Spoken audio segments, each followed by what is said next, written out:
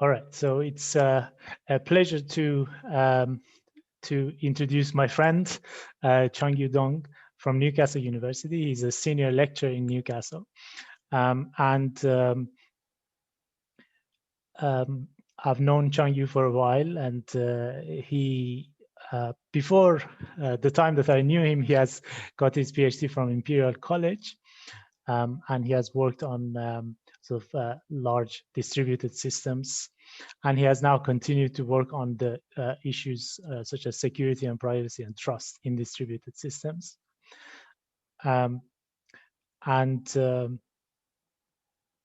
He is well published in the high profile places like CCS and Usenix, and the work he's presenting today is from Usenix Security 21 on private distributed cardinality estimation and how to make it practical and how to get differential privacy for free.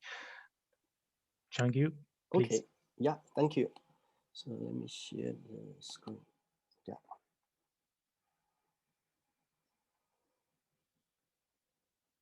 Okay. Right. Let's start.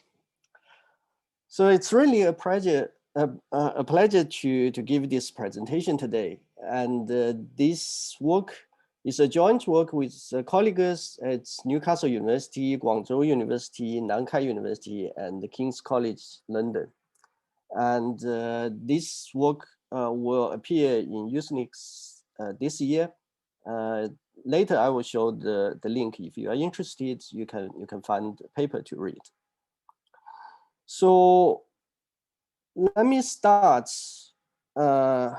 from secure multi-party computation, MPC. So roughly speaking, what is MPC? MPC is a technique allows you to compute on encrypted data.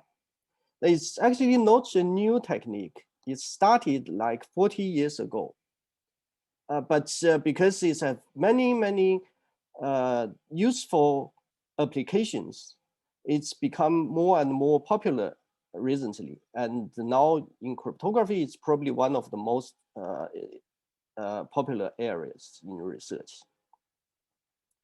So the problem MPC tries to solve is this.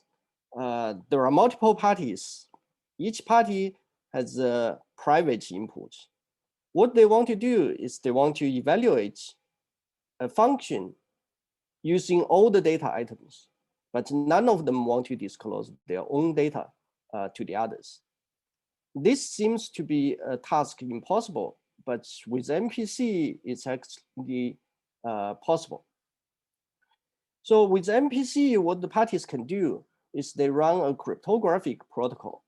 In the protocol, they exchange encrypted data.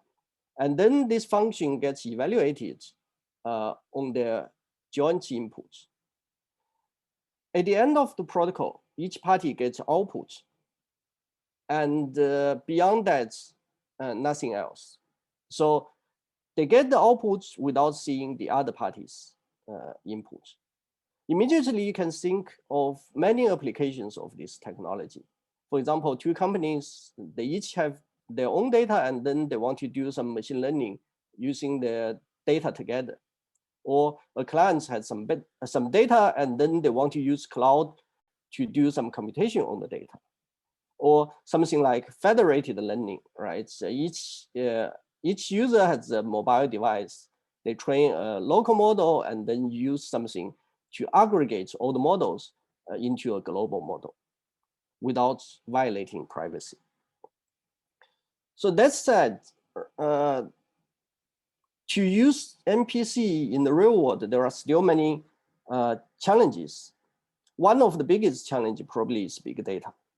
Because of its cryptographic nature, MPC is much slower than computing on plain text. So if you have only a small amount of data, then it's actually okay. But if you have a large amount of data, then you are in trouble. But the killer applications for MPC usually are those with large data, for example, data mining or machine learning. So that means we need to think about how to make MPC more scalable so that we can get the results without waiting forever. Another big problem or big challenge is actually inference.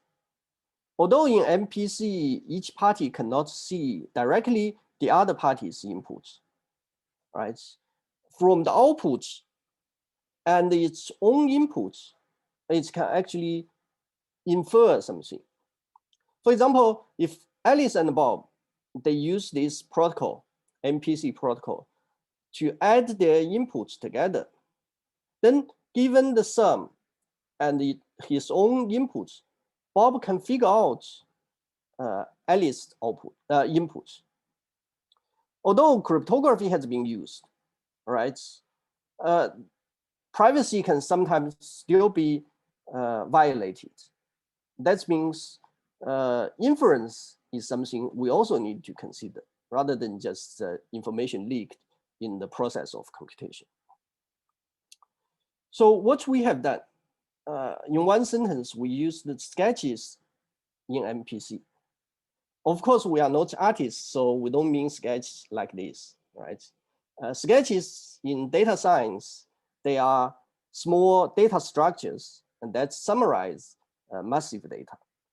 So usually what you use sketch for is you compress data into a small data structure, throw away a lot of details, just leave enough essential information that allows you to answer certain queries approximately.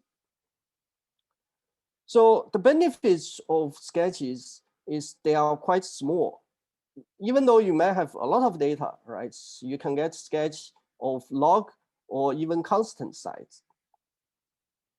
Then what can we get by using sketches and MPC together? One thing quite obvious is we get scalability, right? Now the input size is sublinear. So the cost of MPC is reduced to the sublinear as well. But another thing which is not quite obvious is we actually can get differential privacy. And that is the most interesting part in this work. So for the technical part, the concrete MPC protocol or concrete MPC problem we considered was this private distributed cardinality estimation problem.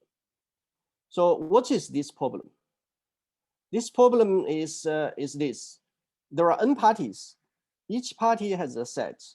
And then they want to find out how many distinct elements in the union of all sets. In this process, they want privacy, which means they don't want to leak any items directly. And also they want to make it hard for any party to infer whether a certain item has been included in the set. There are many, many applications of this, this protocol in networking or in data mining or in databases. So before our work, the state of the art was the protocol published in CCS 2017. So what they use a hash table as the underlying data structure. And then they use public key encryption and zero knowledge proof. So although it provides strong security and privacy, it's actually quite slow. It's too slow to be useful, to be honest. And in our paper, in our protocol, we use this sketch called FM sketch. This is probably one of the earliest sketch being invented. The structure of FM sketch is quite simple. It's a bit map. Initially, all the bits are set to 0. The size of this sketch is small. If the cardinality to be estimated is n, then the size is roughly log n. So it's log size sketch. So how to use this sketch? To estimate the cardinality of a set or multi-sets, you take each element in the set, hash it count how many zeros at the end of the hash value, and then use this value as the index to set the bits to 1 in the sketch. Then after you have processed all the elements, right, so you take the sketch and find where is the first 0. And this index is denoted by z. And then we can estimate the cardinality as 2 to the power of z divided by phi. Phi is the constant. The problem of using one sketch to do estimation is that the accuracy is actually quite bad. So in practice, what we often do is we use multiple different hash functions to build multiple FM sketches from the same set. Then we can extract multiple z values. Then we use the sum, or more precisely, we use the average to do the estimation. And this can give us more accurate results. So the last thing about this FM sketch is we can merge the sketch together. If we have multiple sets, right, then from each set, we can build a FM sketch using the same hash function. Then we can bitwisely OR these sketches. And in the end, we get the FM sketch, which encode the union cardinality of all the sets. So that allows us to add sketches together. So our protocol is based on FM sketch. At a high level, it's something like that. There are n parties, DPs. They share m hash functions, and then each of them collects some data locally. Then they use their data to build m FM sketches. After they have built all the FM sketches, the FM sketches are split into secret shares using some secret sharing scheme. And then the shares are sent to some parties which will do the computation. So those parties using the secret shares to run a MPC protocol.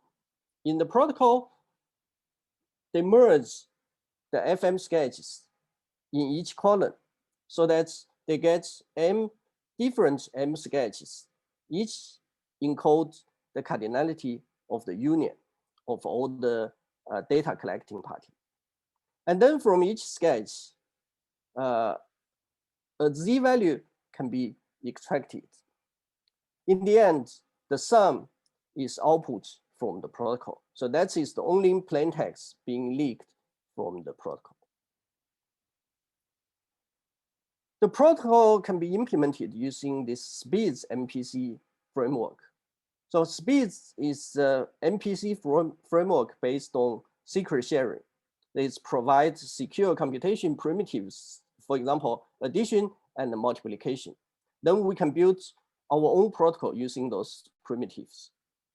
So it's actually quite efficient because it splits the computation into 2 phases. One is a data independent offline phase, where you just compute some random numbers. And then after that, you can use the random number in the online phase. And because you have done some pre-computation, this online phase can be much faster. It also provides quite strong security guarantee. So if you have n parties, then its security is something you can secure against malicious adversary with up to n-1 adversaries. So using this SPIDS framework, we can implement the protocol, and then we can use those protocol to do the computation. So here are some figures, performance figures. As we can see here, this is the running time. For our protocol, the online time is actually quite small. And the offline time is more significant, but its increase, the speeds of increasing is actually much slower than the CCS 17 paper. So that we can scale to very large data sets, but for the CCS paper, they can't. So then for the communication, again, for the online phase, the communication cost is actually quite small. For the offline phase, it starts with a quite large communication overhead. But actually, because of its log complexity, after some time, it's actually become smaller than CCS 17 protocol. So as we can see, by using sketches, we can make the protocol more scalable. But if our paper is just scalability, right, it's not quite interesting, because it's already something we can expect when we start to think about using sketches in the protocol, because this scalability really just comes from the sketches, right? So that's something you can expect. Something we didn't expect is actually differential privacy. So what is differential privacy, right? If you don't know, then differential privacy is a privacy notion. So we say an algorithm is differentially private. That means given the outputs of the algorithm, the adversary cannot figure out whether a piece of data has been used in producing this output. So it's a very popular privacy notion because it's provable and it's provide quite strong privacy guarantee. Usually when you want to achieve differential privacy, what you do is you add some noise into the data or into the process of computation. For example, add Laplace noise or Gaussian noise or some other noise. But when you add noise, one of the problem is you decrease the utility because the result is not that accurate anymore. So formally, differential privacy is defined in this way, right? You have two data sets, D1 and D2. They differ in at most one element. Then the algorithm take D1 and also D2 as the inputs to produce some outputs. Differential privacy means the output distribution when using D1 and D2 should be close enough almost all the time, except a small probability. So that is the idea of differential privacy.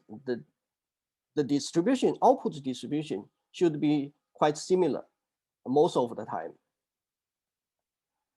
And this similarity is bounded by epsilon, this parameter. So what we can get informally in our protocol, if the cardinality to be estimated is large enough, then the output is differentially private.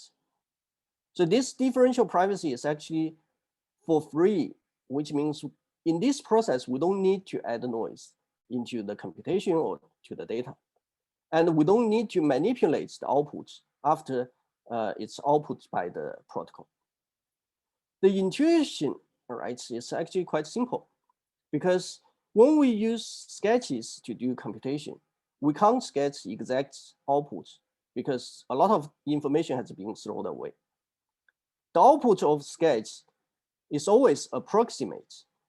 That means it's already to some degree uncertain. And this uncertainty can be used to replace the noise to make this output differentially private. this result is interesting because neither MPC nor FM sketch can achieve differential privacy alone. As I just said, right, MPC doesn't really care information leaked from the output. And if you just use FM sketch, then the structure itself can leak too much information so that you can't prove differential privacy. So to give you some intuitive idea, right? Here are some empirical evidence I can show. Each diagram is obtained by running a simulation with 10 million runs. In each run, we use our protocol, right? And then using two different data sets as input. D1 is a data set with n elements, and D2 is D1 plus an additional element, so that they differ in just one element. And then we build m different FM sketches, and then we extract this sum z, and then we count the frequency of each z value, and then we plot this diagram, this curve. So as we can see, when n is small, right, the two distributions has some visible difference. But when n becomes larger, the two distributions are getting closer and closer. So that's eventually we can think, all right, differential privacy will hold. So that's some empirical evidence. But to prove differential privacy actually holds and to show this result is useful, we have a few questions to answer. The first is, can differential privacy hold given epsilon and delta for some n0? It's actually not quite easy to answer because the distribution from the output distribution is actually a quite complex function. So it's not quite easy to see whether this holds or not. And then another thing is that it's probably not that interesting if differential privacy just holds at n0, right? What we want is once differential privacy holds, it holds forever. So what we want is to show or to prove once differential privacy holds at n0, then for all n greater than n0, differential privacy can still hold. That is a more useful result. And the last question is, can this n0 be reached in practice easily? Or in other words, right, whether this is a theoretical result or is a practical result, whether we can use these results in practice or not. So the analysis starts from a single FM sketch. So if you still remember, right, if we just use a single FM sketch, then the output is z, which is the index of this first zero. And this FM sketch is W bits. So this z valued from 0 to W minus 1. Right. So to do the proof, what we need to do is actually to analyze the probability of the outputs being k for some k between 0 and W minus 1 when the input is n, right? And also the probability of the output is k when the input cardinality is n plus 1. And the epsilon delta differential privacy holds if these two conditions, either of these two conditions holds for each k here, right? For some of the k, if we can show the ratio of the density is bounded by epsilon, And then for the other k, we need to show the probability of getting there is smaller than delta. So we need to actually prove for every k, either of these conditions holds. And our analysis actually started by noticing this curve from the simulation is something like a bell curve, right? So that it has two tails and has this center part, which has significant probability. So that's we started in using this strategy. We first prove that there exists an N1. So for all N greater than N1, we can always find a K-mean such that for all K below K-mean, Pnk and Pn plus 1k, they both are less than delta. And for all K that is bigger than K-mean, we can prove Pnk divides Pn plus 1k is less than, the ratio is less than e to the power of epsilon. So that's one side. And then we can show actually the other sides. There always exists this N2, such that for all N greater than N2, right? We can find a K max. And for all K greater than K max, Pnk and Pn plus 1k, they are less than delta. And for all K that is less than K max, the ratio is greater than e to the minus epsilon. So what that gives us, if we put them together, right? If we take N to be the max of N1 and N2, then that means we can always divide this into three parts. For the two tails, the probability are less than delta. And for the center parts, the ratio is always bounded by e to the power of minus epsilon and e to the power of epsilon. And that means given epsilon and delta, we can prove differential privacy hold after we reach this end. And we can use an algorithm to compute this N value and then to see whether that is practical or not. And that's one FM sketch. If we use multiple FM sketch, then it's actually not that difficult because differential privacy can be composed. There are composition theorems allows us to derive differential privacy guarantees if the base mechanism is differentially private. Essentially, if you use FM sketches, then you can get differential privacy. It's just the epsilon and delta now is much bigger than using a single one. So in practice, what we can do is we know how many sketches we are going to use. Then, given the epsilon delta parameter, we can actually calculate epsilon 0 and delta 0. That is the differential privacy parameter for each single sketch. And then we can use that to derive this N0 to see how big these sets need to be for this differential privacy target to meet. And we can actually refine these bounds even further using an algorithm. So here are some concrete value.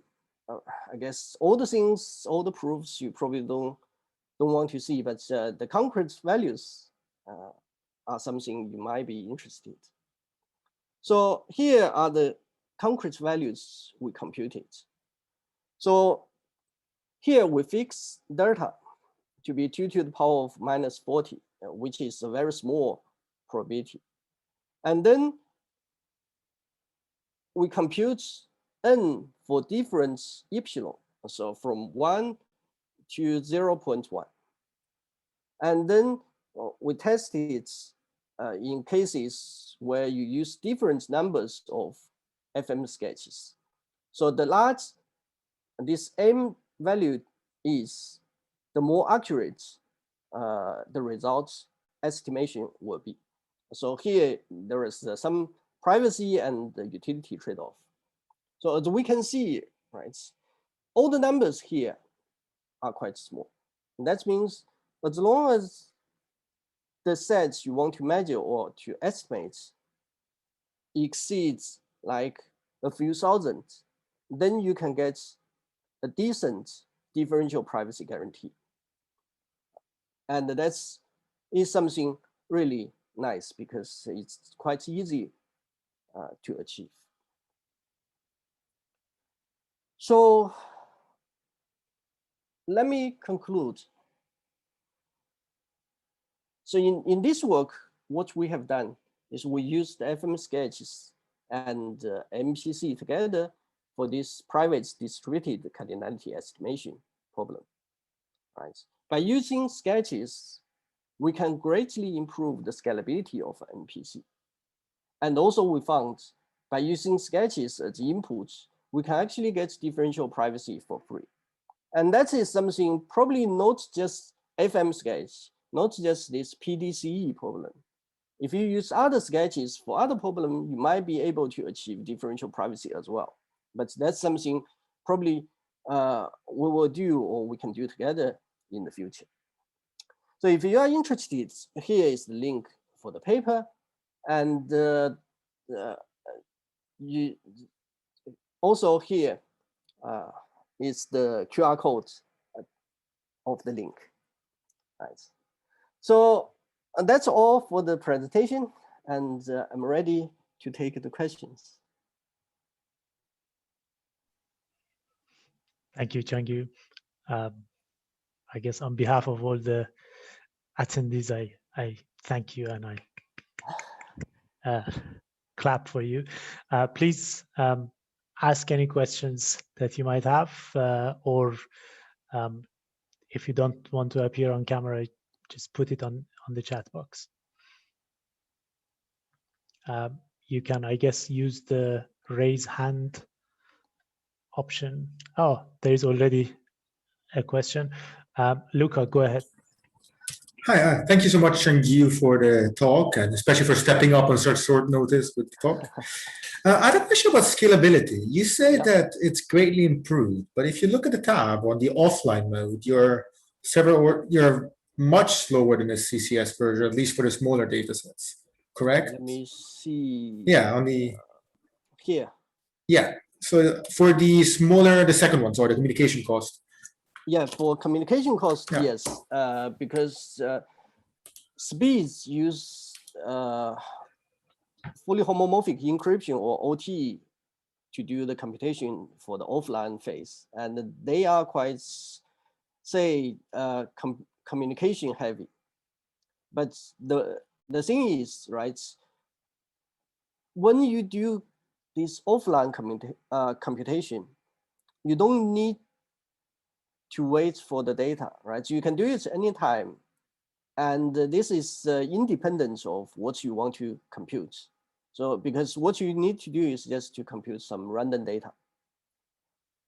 And most of the time when you use this PDCE is you want to measure, for example, how many users visit your websites during a day or a week.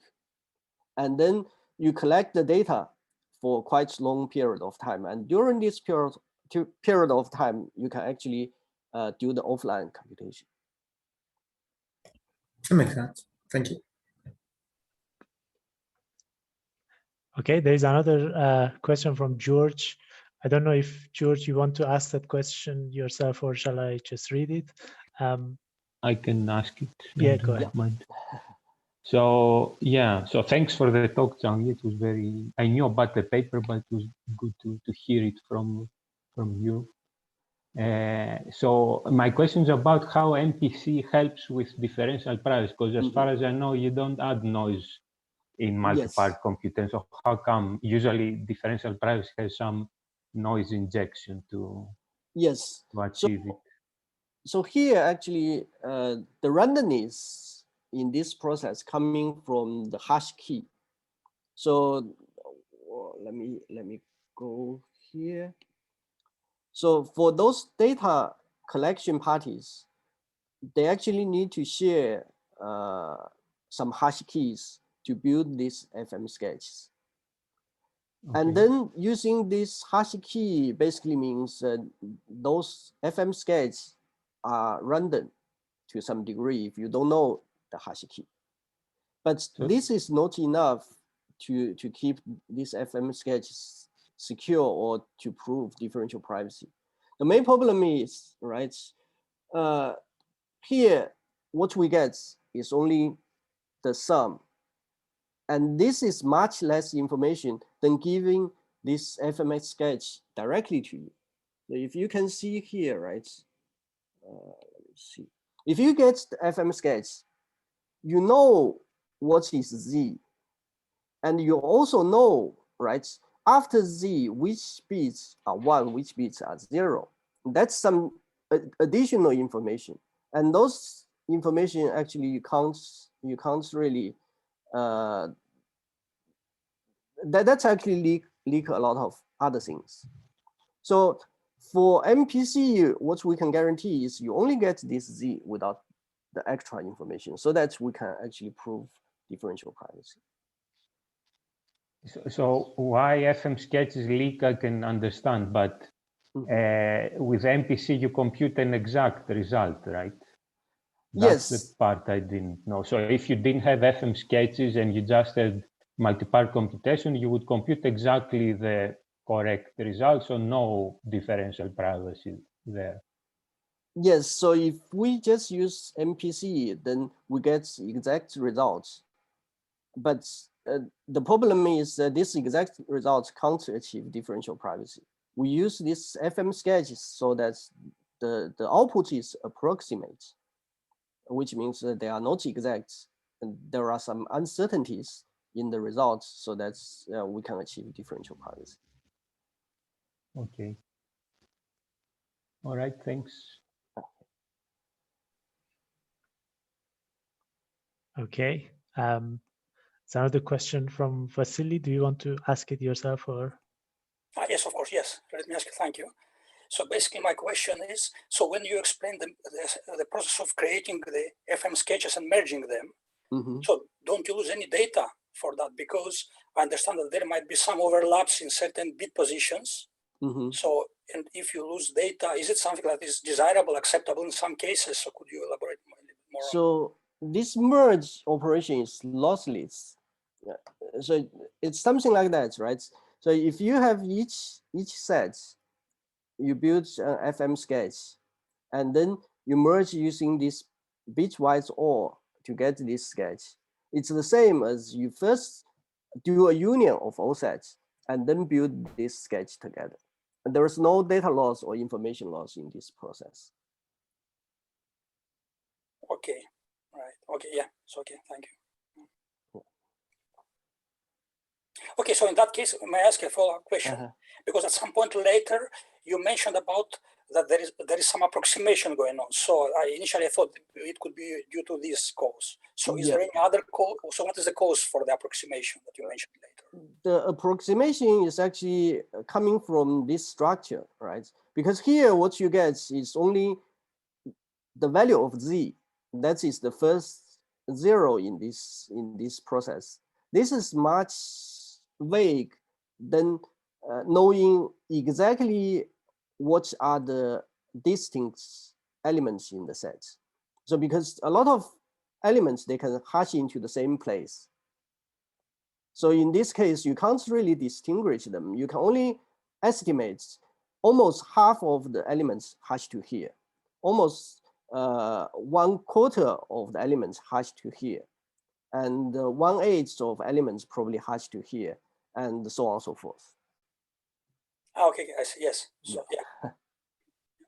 So essentially, you cannot go back, basically, to recover. Yeah, you can't go back.